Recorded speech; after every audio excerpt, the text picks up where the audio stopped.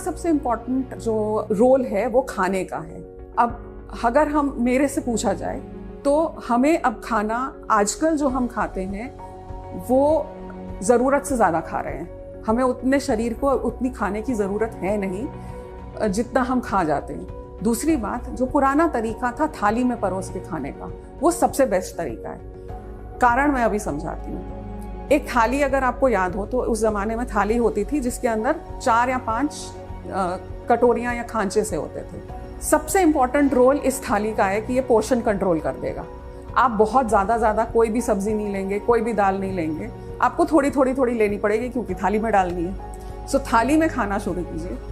दूसरा जो है वैरायटी होती है। खाली दाल चावल खा लिया वो खाना नहीं ठीक है। आपको दाल चावल सब्जी तीनों चीज़ें खानी है, रोटी भी खानी है, सब कुछ खाना है, लेकिन थोड़ा खाना है। जब आप थाली में परोसें तो सबसे पहले एक चीज़ का ध्यान रखें कि जो वेजिटेबल्स हैं, जो सब्जियां हैं, हरी सब्जियां हैं या दूसरी सब्जियां हैं, स्पेशली वो सब्जियां जिनमें कार्बोहाइड्रेट कम है, जैसे कि पालक, घिया, तोरी, लौकी या हरी सब्जियां, ये सब सब्जियों की क्वांटिटी थाली जब आप भर रहे हैं तो उसमें आधी होनी चाहिए। सो आपकी आधी थाली तो इन चीज़ों से भरी होनी चाहिए। फिर 1/4 थाली जो है वो प्रोटीन की होनी चाहिए।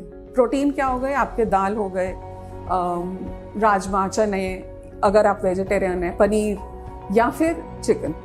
सो 1/4 प्रोटीन का हुआ, बाकी 1/4 कंटेंट ही रोटी का होना चाहिए।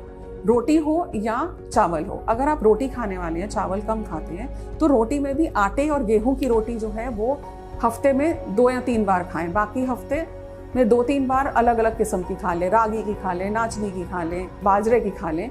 तो वो अगर आप वैरायटी रखेंगे ना आटे में भी, तो उससे ये मिसी रोटी खा लें, ये उससे आपको वेट कंट्रोल करने में फ़र्क आएगा, आपके शुगर लेवल्स को कंट्रोल करने में फ़र्क आएगा। शरीर को रोज़ वो आदत नहीं पड़ेगी, शुगर स्पाइक्स नहीं होंगे आटे की रोटी से जो हो जाता है।